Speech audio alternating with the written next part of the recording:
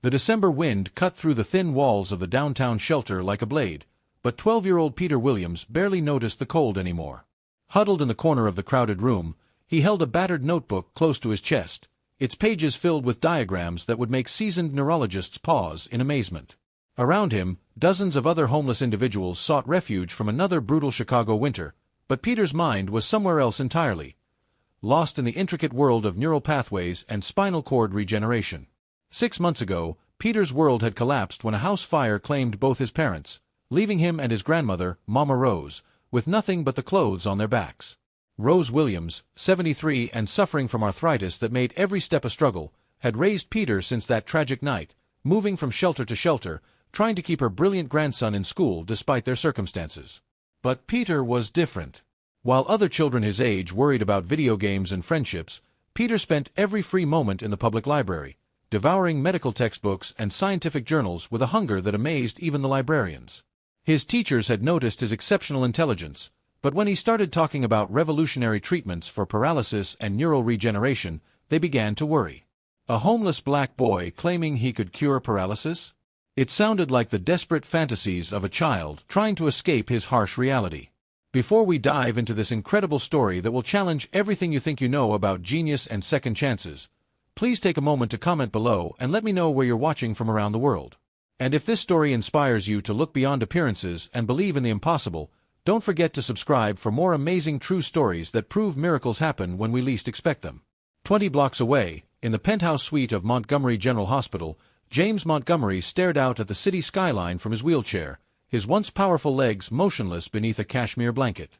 6 months ago, he had been running his third marathon of the year, his tech empire valued at over $2 billion, his life seemingly perfect. Then came the accident, a distracted truck driver, a moment of impact that changed everything. The spinal cord injury was severe. T12 complete injury, the doctors had said. Translation: he would never walk again. James had consulted with the world's best neurologists, spent millions on experimental treatments, traveled to cutting-edge facilities in Switzerland and Japan. Nothing. The verdict was always the same. His legs were permanently paralyzed. That cold December morning, James had another appointment with another specialist who would inevitably deliver the same devastating news. Dr. Elizabeth Carter, the city's leading spinal cord injury expert, had agreed to see him one more time, though her expression suggested she was simply going through the motions. "Mr. Montgomery," Dr. Carter said gently, reviewing his latest test results, "I understand your hope, but we need to be realistic. The damage to your spinal cord is extensive. The neural pathways below the injury site are completely severed. There's simply no way for signals from your brain to reach your legs." James gripped the armrests of his wheelchair, his knuckles white with frustration. There has to be something. Some new research, some experimental treatment. "I'm sorry," Dr. Carter interrupted softly. "I wish I could give you different news, but continuing to pursue impossible treatments will only prevent you from accepting your new reality and moving forward." 30 minutes later, James sat outside the medical building, the winter wind whipping around his wheelchair as he struggled with the metal ramp. His driver had stepped away to get the car, leaving James alone with his thoughts and his rage. That's when he heard the voice. "Excuse me, sir." James looked up to see a young black boy, maybe 12 years old, wearing clothes that had seen better days and shoes with holes that let in the December cold. The boy's eyes, however, were remarkable, intelligent, intense, filled with a certainty that seemed impossible for someone so young. "What do you want?" James asked more harshly than he intended. The boy didn't flinch. "I can make you walk again." James almost laughed, but something in the boy's tone stopped him. "Kid, I just came from the best doctor in the city. She says it's impossible." "Dr. Carter," the boy said matter-of-factly. "She's wrong." "How do you know which doctor I saw?" "Because she's the only spinal cord specialist in this building, and you have the look of someone who just received bad news about a T12 complete injury." James stared at the boy. "How do you know about T12 injuries?" The boy stepped closer, his breath visible in the cold air. "Because I've been studying spinal cord injuries for 3 years. My name is Peter Williams, and I know exactly what's wrong with you and how to fix it." "You're just a kid," James said, but his voice lacked conviction. "Yes, sir, I am." I'm also homeless and black, and people think I'm crazy when I tell them what I know."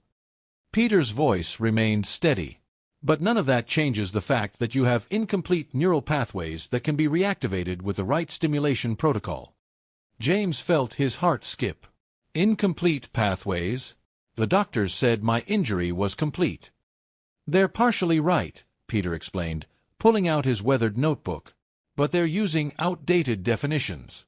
You see, when they say complete, they mean there's no voluntary movement or sensation. But that doesn't mean all the neural pathways are severed. Some are damaged but not destroyed. They're just sleeping."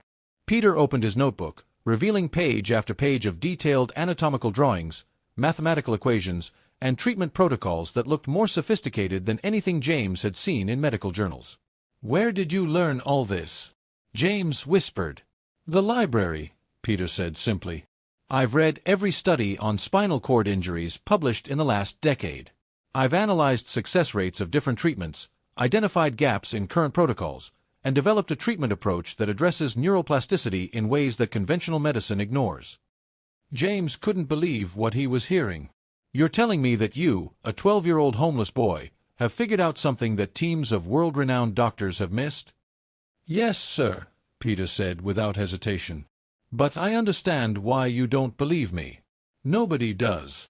If you're so smart, why are you homeless?" Peter's composure faltered for just a moment. "My parents died in a fire 6 months ago. My grandmother and I lost everything. But being homeless doesn't make me stupid, Mr. Montgomery. It just makes people think I am." The way Peter said his name made James realize the boy knew exactly who he was talking to. "You know who I am. You're James Montgomery. You built Montgomery Tech from nothing, revolutionized cloud computing, and were featured on the cover of Forbes for solving problems everyone said were impossible." Peter looked directly into James's eyes. "Sounds familiar, doesn't it? Someone who sees solutions where others see impossibilities." James felt something stir in his chest. Hope, maybe, or just desperation disguised as hope. "Even if what you're saying is true, how could you possibly treat me? You're not a doctor. You don't have equipment or—" "I don't need a license to be right," Peter interrupted. "But you're correct about the equipment. That's where you come in." "What do you mean?" Peter closed his notebook and looked at James with unwavering intensity. "Give me one chance. One opportunity to show you what I know. If I can demonstrate even basic improvement in your condition, sensation, muscle response, anything, will you listen to my full treatment protocol?" James stared at this extraordinary boy who spoke with the confidence of a seasoned researcher. Every rational part of his mind screamed that this was insane. But rationality had failed him for 6 months. Maybe it was time to try something else. "What exactly are you proposing?" "Come with me to the library. Let me show you my research, my analysis of your specific type of injury, and the treatment protocol I've developed. If you think I'm just a delusional kid, you can walk away, drive away, and never see me again. And if I think you might be onto something, then you use your resources and connections to let me try to help you. You give genius a chance, regardless of what package it comes in." 2 hours later, James sat in stunned silence in the main branch of the Chicago Public Library, surrounded by stacks of medical journals and research papers that Peter had referenced from memory. The boy's notebook lay open between them, revealing treatment protocols that were simultaneously revolutionary and logically sound. "This is incredible," James whispered, studying Peter's detailed analysis of his MRI results that Peter had somehow accessed through medical databases using the library's computers. "Your understanding of neuroplasticity is beyond anything I've seen." "It's not enough to understand the science," Peter explained. "You have to think differently about what impossible means. Your doctors see damaged pathways and think broken forever. I see damaged pathways and think waiting to be awakened." James flipped through pages of diagrams showing targeted electrical stimulation combined with specific movement protocols designed to encourage neural regeneration. "This treatment approach, have you tested it?" Peter's expression grew sad. "I've tried to get doctors to listen to me for 2 years.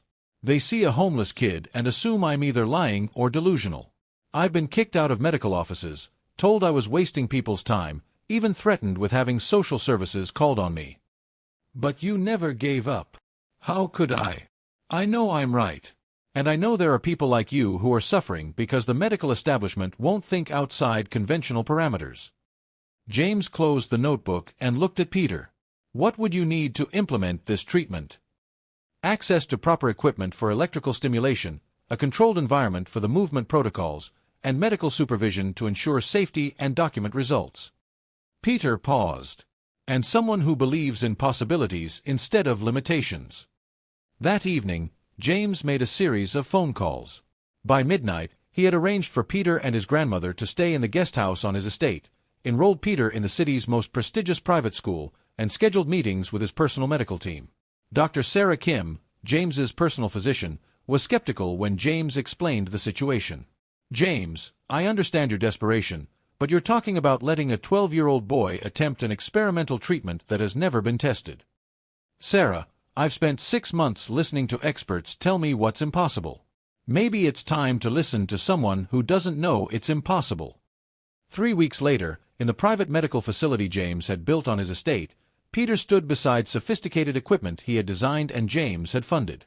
Dr. Kim and 2 other specialists watched nervously as Peter prepared to begin the first session of his treatment protocol.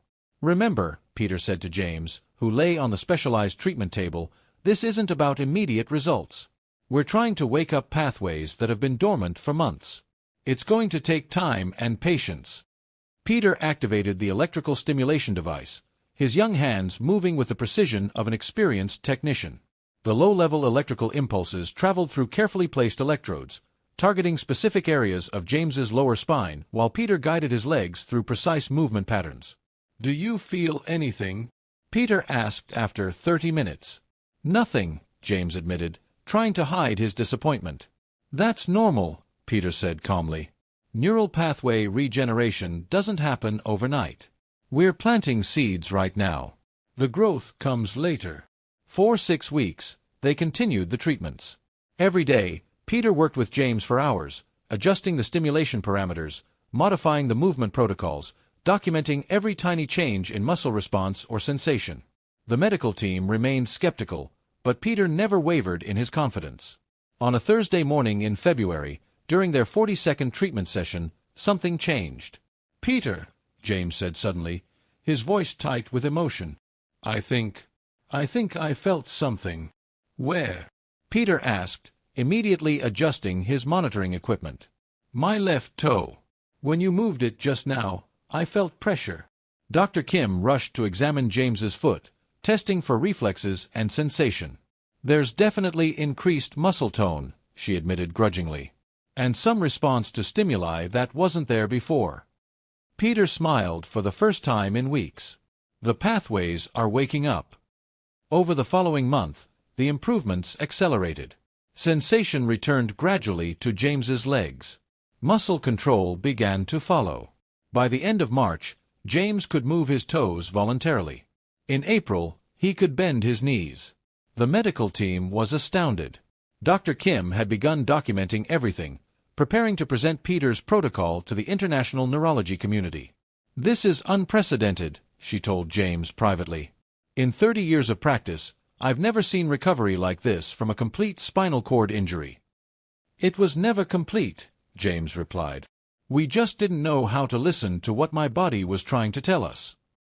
On a warm day in May, 6 months after their first meeting outside the medical building, James Montgomery stood in his private gym, supported by parallel bars, with Peter beside him. The media had gathered to witness what many were calling a medical miracle. Are you ready? Peter asked quietly. James nodded, his hands gripping the bars as he focused all his energy on his legs. Slowly, trembling with effort but unmistakably moving, he lifted his right foot and took a step forward. Then another. And another. The room erupted in applause and camera flashes, but James only had eyes for the young boy who had seen possibilities where everyone else saw limitations. Thank you, James whispered, tears streaming down his face. You gave me my life back. Peter smiled, his own eyes wet with tears. You gave me a chance when nobody else would. We gave each other everything we needed. 6 months later, the Peter Williams Institute for Neural Regeneration opened its doors, funded by the Montgomery Foundation and staffed by some of the world's leading researchers. Peter, now 13 and accelerating through advanced coursework in neuroscience and biomedical engineering, split his time between his studies and helping other patients that conventional medicine had given up on. Rose Williams lived comfortably in a beautiful apartment near the institute, her arthritis managed by treatments developed by her brilliant grandson. James walked into the institute every day, sometimes with a slight limp that reminded him of his journey, but always with the confidence of a man who had learned that miracles come from the most unexpected places. During the institute's opening ceremony, Peter addressed the crowd of scientists, doctors, and patients who had come to witness the beginning of a new era in spinal cord treatment.